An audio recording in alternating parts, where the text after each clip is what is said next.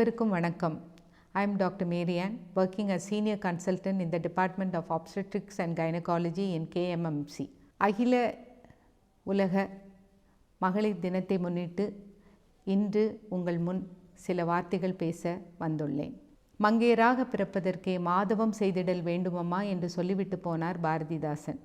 அம்மாபெரும் தவம் புரிந்த பெண்களாகிய நம்மை பற்றி ஒரு பெண்ணாகிய நான் உங்கள் முன் சில வார்த்தைகள் பேச விளைவதில் மட்டற்ற மகிழ்ச்சி அடைகிறேன். அடுப்பூதும் பெண்களுக்கு படிப்பதற்கு என்ற நிலை மாறி இன்று பல்வேறு நிலைகளிலும் பல்வேறு துறைகளிலும் பல்வேறு பரிமாணங்கள் கொண்டு பெண்களாகிய நாம் ஒளிர்ந்து கொண்டிருக்கிறோம், மிளிர்ந்து கொண்டிருக்கிறோம். கல்வியாகட்டும், கணினியாகட்டும், இசையாகட்டும், இலக்கியமாகட்டும், அரசியலாகட்டும், அறிவியலாகட்டும், மருத்துவமாகட்டும், மனநலமாகட்டும், மண் வளமாகட்டும், விண்வெளி ஆகட்டும், விளையாட்டுத்துறையாகட்டும், வீர தீர செயல்களாகட்டும், ஆன்மீகமாகட்டும், ஆக்கப்பூர்வமான செயல்களாகட்டும் என்று எல்லா துறைகளிலும் நாம் இன்று சாதனை பெண்களாக இருக்கிறோம் என்றால் நம்மை சிறப்பிக்க, நம்மை உற்சாகப்படுத்த, நமக்கு ஊக்கமளிக்கவே ஆண்டுதோறும் மார்ச் 8ஆம் தேதி என்று சர்வதேச மகளிர் ஆண்டு கொண்டாடப்படுகிறது.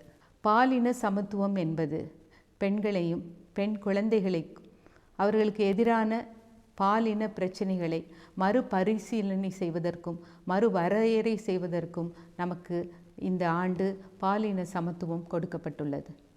இரண்டாவதாக, பெண்களுக்கு அதிகாரம் அளித்தல். பல்வேறு பிரச்சனைகளுக்கு இடையிலும் வாழ்க்கை குறித்தான முடிவுகளை நிர்ணயித்தலில் பெண்களுக்கு நாம் உற்சாகம் அளித்து அவர்களுக்கு உதவியாக இருந்து அவர்களுக்கு அதிகாரம் கொடுத்து அவர்களுக்கு வேண்டிய செயல்களை அவர்களே நிர்ணயிக்க இது கொண்டு வரப்பட்டுள்ளது. மூன்றாவதாக, பெண்களை வலுவூட்டுதல். அதாவது பலவீனர்கள் என்று காட்டப்படும் பெண்களுக்கு பலம் கொடுத்து அவர்களுக்கு பொருளாதாரத்திலும் பணியிலும் ஒழுக்க நெறிகளிலும் எல்லா துறைகளிலும் அவர்களுக்கு சமமான பங்களித்து அவர்களை முன்னேற்ற வேண்டும் என்பதே இந்த ஆக்சிலரேட் ப்ரோக்ரஸ் அல்லது முன்னேற்றத்தை துரிதப்படுத்துதலின் எண்ணங்களாகும். சாதனை பெண்கள் என்று பார்க்கும் பொழுது சரோஜினி நாயுடு முதல் அன்னை தெரசாள் வரையும் பட்டியல் நீண்டு கொண்டே போகிறது.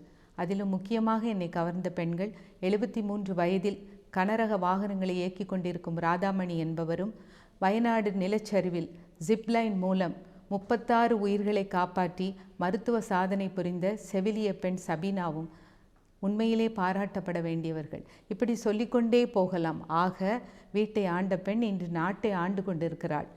கலப்பையை எடுத்த பெண் இன்று விண்கலங்களை இயக்கி கொண்டிருக்கிறாள். உறவுகளை இயக்கிய பெண் இன்று ஊர்திகள், அதுவும் வான ஊர்திகள் வரையும் இயக்கி கொண்டிருக்கிறாள்.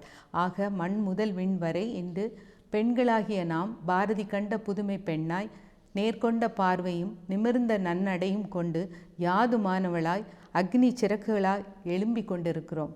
இந்த நேரத்தில் ஆணுக்கு இங்கே பெண் நிகர் என்று சொல்லி கொண்டிருக்கும் இவ்வேளையில் ஆணினத்தோடு நாம் அன்பிலும் அரணிலும் கைகோர்த்து ஆணினமே நம்மை வணங்கும் என்ற நிலையில் தடைகளை தகர்த்தெறிந்து நாம் தலைமை தாங்க வேண்டும்.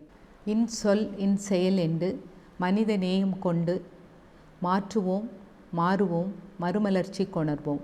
இறை நம்பிக்கை நம் பலமாகட்டும், ஒழுக்கம் நம் நெறியாகட்டும், புன்னகை நம் பொன்னகை ஆகட்டும். மனிதமும் புனிதமும் கொண்டு சாத்வீகமும் சமத்துவமும் பெற்று அன்பால் அகிலத்தை இணைப்போம்.